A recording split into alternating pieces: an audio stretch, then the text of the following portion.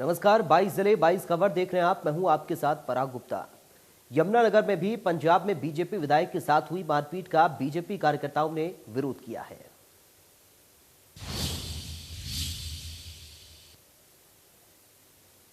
आज हरियाणा के भाजपा कार्यकर्ता पूरे हरियाणा में जमकर बरसे। प्रदेश अध्यक्ष ओम प्रकाश धनखड़ के कहने पर आज हर जिला हेडक्वार्टर पर प्रदर्शन किया गया। यमुनानगर में भी लघु सचिवालय के सामने जमकर प्रदर्शन किया गया। कांग्रेस सरकार विरोधी नारे लगाए गए। कांग्रेस के खिलाफ भाजपा का प्रदर्शन में गुस्सा देखने लायक था। इस अवसर पर जिला अध्यक्ष राजेश सप्तराग, समाज कल्याण बोर्ड की अध्यक्षा रोजी मलिक, व्यापारी कल्याण बोर्ड के चेयरमैन रामनिवास गर्ग सहित सैकड़ों भाजपा कार्यकर्ता शामिल हुए।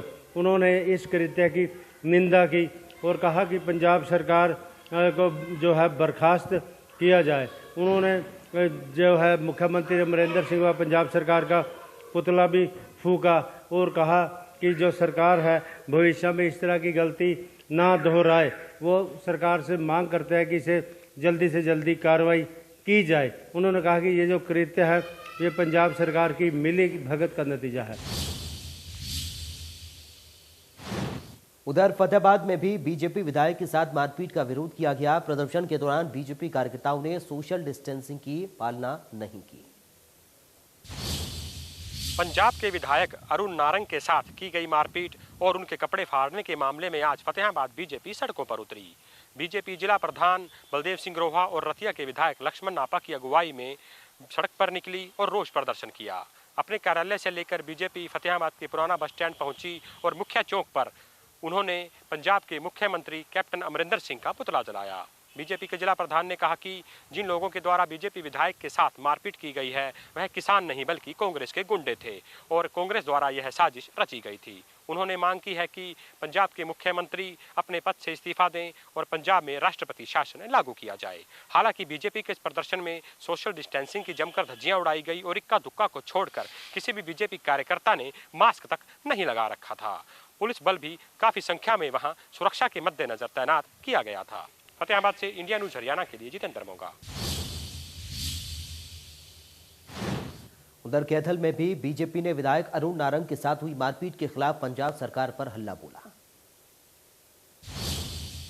बीजेपी कार्यकर्ताओं पूर्व जिलाध्यक्ष द्वारा एक रोष मार्च निकाला गया। रोष मार्च इसका निकाला गया कुछ दिन पहले जो पंजाब के बीजेपी के विधायक थे उसके साथ बदसलूकी की गई थी। उसको लेकर काफ़ी बीजेपी कार्यकर्ताओं में और पार्टी के नए कार्यकर्ताओं में भी काफ़ी रोष देखने को मिला था। इसको लेकर पूरे हरियाणा में एक आह्वान किया गया था कि आज के दिन रोष मार्च निकाला जाएगा। जो बीजेपी के पंजाब के विधायक है उसके साथ बदसलूकी की गई, उसके कपड़े फाड़े गए थे किसानों द्वारा। इसको लेकर आज काफ़ी संख्या में किसान इकट्ठे हुए। बीजेपी कार्यालय में पंजाब के मुख्यमंत्री का पुतला फूंका गया। उसको लेकर किसानों को लेकर भी उन्होंने कहा कि जो किसान वहाँ पर मौजूद थे वो नकली किसान थे और उसके साथ साथ काफ़ी जो संख्या में कार्यकर्ता थे वहाँ पर मौजूद थे। उसके जब पत्रकारों ने पूछा कि किस प्रकार जो बॉर्डर पर किसान बैठे हैं वो कौन है, तो उन्होंने कहा कि जो बॉर्डर पर किसान है और जो 300 के आसपास किसान मरे हैं वो लगातार मरते रहते हैं। कैथल कैमरामैन पवन राविश के साथ मनोज मलिक, इंडिया न्यूज। उधर कुरुक्षेत्र में भी पंजाब के बीजेपी विधायक के साथ मारपीट का बीजेपी ने विरोध किया। जिलाध्यक्ष राजकुमार सैनी की अगुवाई में जोरदार विरोध प्रदर्शन कर पंजाब के सीएम कैप्टन अमरिंदर सिंह का पुतला फूंका गया। धर्मनगरी कुरुक्षेत्र में भाजपाई आज सड़कों पर उतरे। मुद्दा पंजाब में भाजपा विधायक से मारपीट का था। भाजपा जिलाध्यक्ष राजकुमार सैनी ने प्रदर्शन की अगुवाई करते हुए कैप्टन अमरिंदर का पुतला फूंकने के उपरांत मीडिया से बातचीत में कहा कि किसानों की आड़ में कांग्रेसी व वामपंथी कुर्सी के लिए देश को बर्बाद करने पर तुले हैं, जिसे बर्दाश्त नहीं किया जाएगा। उन्होंने कटाक्ष किया कि कांग्रेस कुर्सी के लिए इस कदर छटपटा रही है कि ओछी हरकतों पर उतर आई है। उन्होंने कहा कि जनता सब जानती है कि किसान आंदोलन की आड़ में भाजपा विधायक से मारपीट में किसका हाथ है। उन्होंने कैप्टन अमरिंदर सरकार को बर्खास्त करने के साथ साथ पंजाब में राष्ट्रपति शासन लगाने की मांग की। कुरुक्षेत्र से राजीव अरोड़ा, इंडिया न्यूज हरियाणा।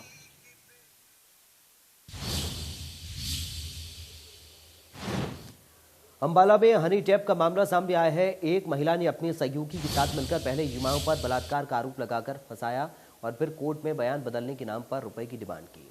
इस दौरान महिला ने युवाओं से 10 लाख रुपए की डिमांड की थी, जबकि युवाओं का कहना है कि पहले भी महिला कोर्ट में बयान बदलने के नाम पर 12 लाख रुपए ले चुकी है। प्रभावित युवाओं ने अंबाला के एसपी हमीद अख्तर से संपर्क किया और पूरे मामले की जानकारी दी, जिसके बाद अंबाला पुलिस ने महिला थाना पुलिस को साथ लेकर महिला रिया बत्रा और उसके सहयोगी को डिमांड किए गए 1 लाख रुपए के साथ रंगे हाथों पकड़ा। महिला के खिलाफ कई धाराओं के तहत मामला दर्ज किया गया है।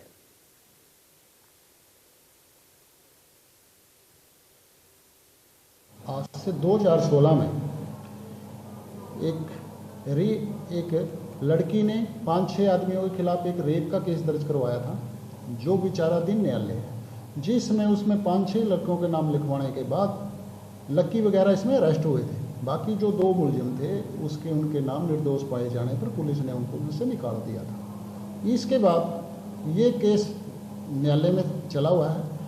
बाद में वो लड़की इनसे कुछ ना कुछ मांग करती रही, भाई मैं इस केस में आपके लिए पैसे चाहिए मेरे को, मैं इससे कुछ आपके फैसला हो जाएगा। तो इस संबंध में उसके लक्की जो लड़का है जो अक्यूज था, उसके पिता से उन्होंने मांग की। आज गुरविंदर जो डेरावासी उन टाला का रहने वाला है, उसने आकर एसपी साहब को कंप्लेंट मूव की, अब मेरे से इस प्रकार से इस केस में पैसे मांग रहे हैं और मेरे को इस एवज में दबका भी रहे हैं।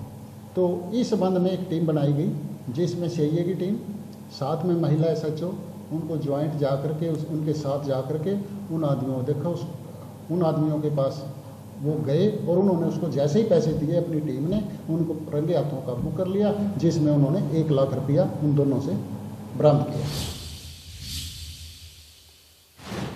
उधर पानीपत स्वास्थ्य विभाग की टीम ने कोख के कातिल को रंगे हाथों पकड़ा, जो मात्र 500 में गर्भपात कराने की दवा देता था। ये डिलीवरी बॉय ऑन कॉल पर ग्राहक के बताए हुए पते पर मात्र 500 रुपए में दवा पहुंचाता था। इसको लेकर स्वास्थ्य विभाग की टीम को गुप्त सूचना मिली। टीम ने नकली महिला ग्राहक के जरिए युवक से संपर्क किया और जब बताए हुए पते पर युवक एमटीपी किट लेकर पहुंचा तो स्वास्थ्य विभाग की टीम ने रेड मारकर उसे रंगे हाथों एमटीपी किट और 500 रुपए के साथ काबू कर लिया। फिलहाल युवक को पुलिस के हवाले कर दिया गया है।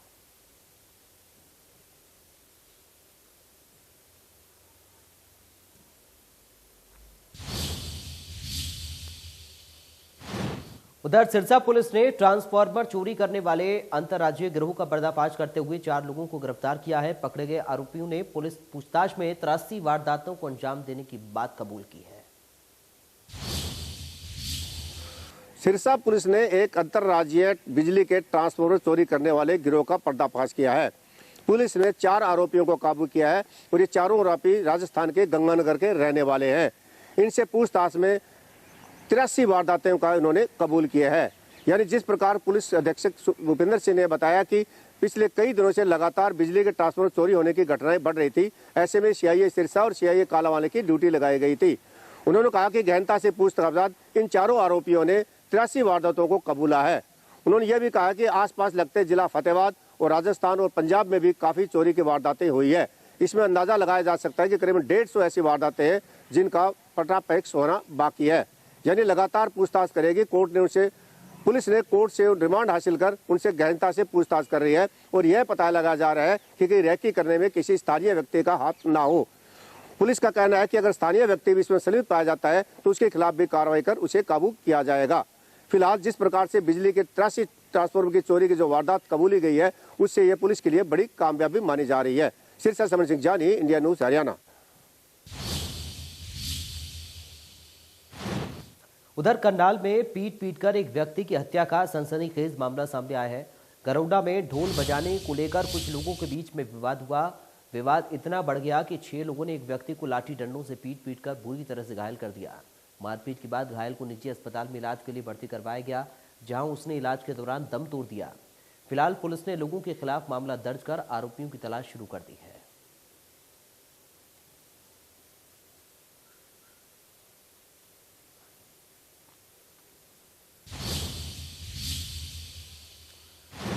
महेंद्रगढ़ में पुलिस नशे के अवैध कारोबार के खिलाफ सख्त कार्रवाई कर रही है और इसी कड़ी में पुलिस ने अवैध शराब को नष्ट किया। जानकारी के मुताबिक महेंद्रगढ़ पुलिस थाने की बिल्डिंग के पीछे 21 मामलों में पकड़े गए अवैध शराब की 100 पेटियों को ड्यूटी मजिस्ट्रेट की मौजूदगी में नष्ट किया गया। पुलिस थाने के मालखाना इंचार्ज विनोद कुमार ने बताया कि पकड़ी गई अवैध शराब बहुत लंबे समय से मालखाना में पड़ी हुई थी, जिसे अब गड्ढा खुदवाकर नष्ट किया गया है।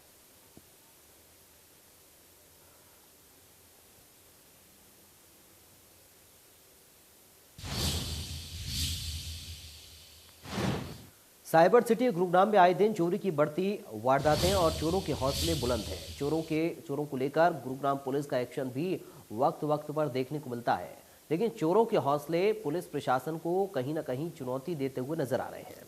आए दिन चोर गुरुग्राम के पालम विहार सेक्टर 21, सुशांत लोक झाड़सा गांव सेक्टर 31, सिविल लाइन एरिया जैसे पॉश इलाकों में आए दिन चोरी की वारदात को लेकर अंजाम आसानी से देकर निकल जाते हैं। ऐसे ही एक घटना गुरुग्राम सिविल लाइन कीर्ति नगर के इलाके में देखने को मिली, जहां पर चोर बेखौफ होकर सीसीटीवी कैमरे में देखते हुए चोरी की वारदात को अंजाम देते हुए नजर आ रहे हैं।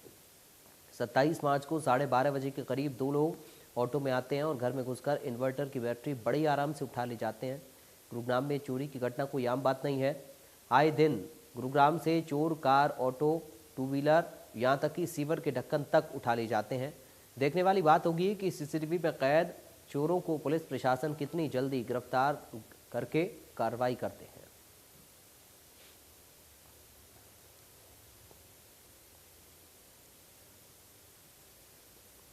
6-7 महीने 7-8 महीने पर 15/7/2020 की बात है, यहीं से मेरे सामने से मेरी गाड़ी चोरी होगी। वरना उसके बारे में कोई फुटेज वगैरह नहीं लिए, न पड़ोसियों से पूछा, न कोई पर्चा बारा या तस्दीक करवा रहे हैं।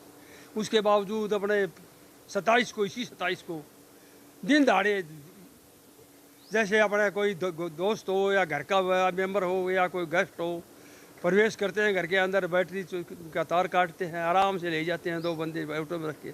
6 महीने पहले मेरी गाड़ी चोरी हुई थी यहाँ पे, जिसका ना तो कोई सीसीटीवी फुटेज निकाले पुलिस वालों ने। कहने पे ये कहा जाता है कि चलो शुक्र है गाड़ी उठी है, और बड़ा भी हो सकता था। जवाब में ये सुनने को मिलता है पुलिस प्रशासन से। उसके बाद अब ये 6 महीने बाद एक बंदा दिन दिहाड़े 12:30 बजे आता है, पहले बैटरी के तार काट के चला जाता है। उसके 10 मिनट के बाद वो ऑटो लेके आता है दूसरे के साथ। 2 बंदे आते हैं 12 बजे दोपहर में, उठा के बैटरी निकालते हैं, देखते हैं कि शायद कोई आ गया तो साइड में बैटरी रख देते हैं।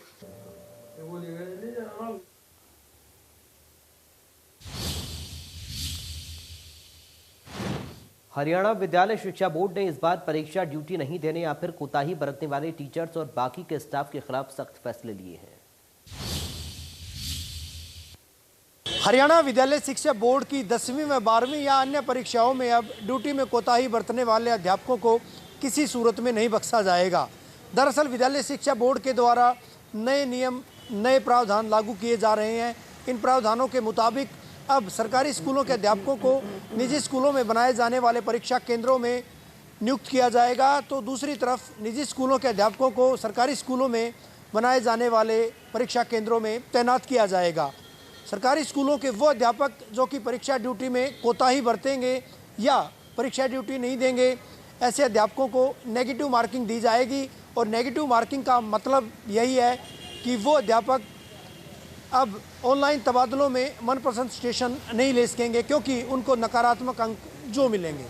वहीं दूसरी तरफ अगर निजी स्कूलों के अध्यापकों की बात करें, कोताही बरतने वाले ऐसे अध्यापकों के खिलाफ बोर्ड के द्वारा जुर्माना लगाया जाएगा। 5,000 रुपये प्रति अध्यापक के हिसाब से जुर्माना लगाया जाएगा। और अगर विगत वर्ष की बात करें तो विद्यालय शिक्षा बोर्ड के अध्यक्ष प्रोफेसर डॉक्टर जगबीर सिंह के मुताबिक ऐसे 800 स्कूलों के खिलाफ कार्रवाई अमल में लाई गई थी। 40 लाख रुपए से ज़्यादा का जुर्माना वसूला गया था। बहरहाल नियम कड़े किए जा रहे हैं, प्रावधान भी कड़े बनाए जा रहे हैं। ऐसे में देखना होगा कि बोर्ड किस तरह से नए प्रावधानों के साथ अब परीक्षाओं में नकल पर नकेल कस पाएगा। वीडियो जर्नलिस्ट सुमित अवस्थी के साथ रवि जांगड़ा, इंडिया न्यूज। हमारे साथ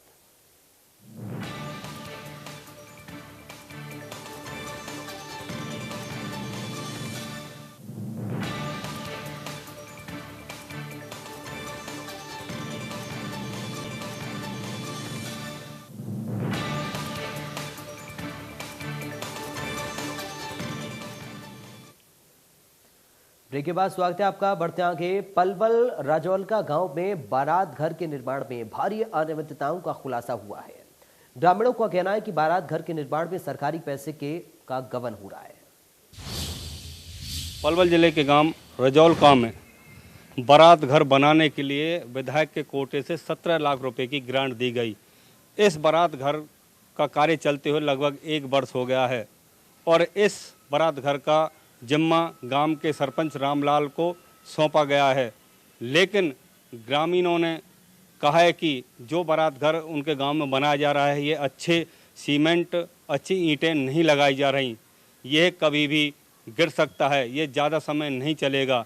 बताया गया है कि गांव के सरपंच ने इसका ठेका अपने भांजे को दिया हुआ है और गांव के लोगों ने इसकी शिकायत पंचायत अधिकारी और कमिश्नर तक की गई है, लेकिन अभी तक शिकायत के बाद भी कोई अधिकारी मौके पर नहीं पहुंचा है और नहीं इसकी सामग्री की जांच की है। अब देखना ये होगा कि कब तक अधिकारी मौके पर पहुंचकर गांव में बनाए जा रहे बारात घर की जांच करते हैं और इसमें लगाई जा रही सामग्री की जांच करते हैं। पलवल से ऋषि भारद्वाज, इंडिया न्यूज।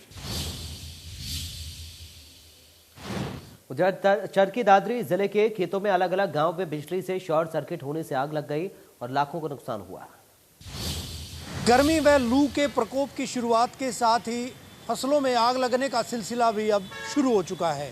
ताज़ा तरीन मामले चरखी दादरी जिले में 2 गांवों में सामने आए हैं, जहां सीसवाला गांव में शुक्रमपाल की 2 एकड़ ज़मीन पर खड़ी गेहूं की फसल नेस्तनाबूद हो गई। आग की भेंट चढ़ गई, खाक हो गई पूरी तरह से, क्योंकि शॉर्ट सर्किट की वजह से आग लगी थी। खेतों में जब लाइट आई तो तारों में चिंगारी फटी और चिंगारी के साथ ही चिंगारी आग के शोले में तब्दील हो गई, जिससे शुक्रमपाल की 2 एकड़ ज़मीन में खड़ी गेहूं की फसल पूरी तरह से खाक हो गई। वहीं दूसरा मामला गांव असावरी का है। गांव मेहड़ा निवासी सुरेंद्र ने असावरी में 4 एकड़ में गेहूं की फसल बो रखी थी। माल पर वो ज़मीन ले रखी थी। 20,000 रुपये प्रति एकड़ के हिसाब से उसने ये ज़मीन ली थी और 80,000 रुपये उसकी लागत आई थी।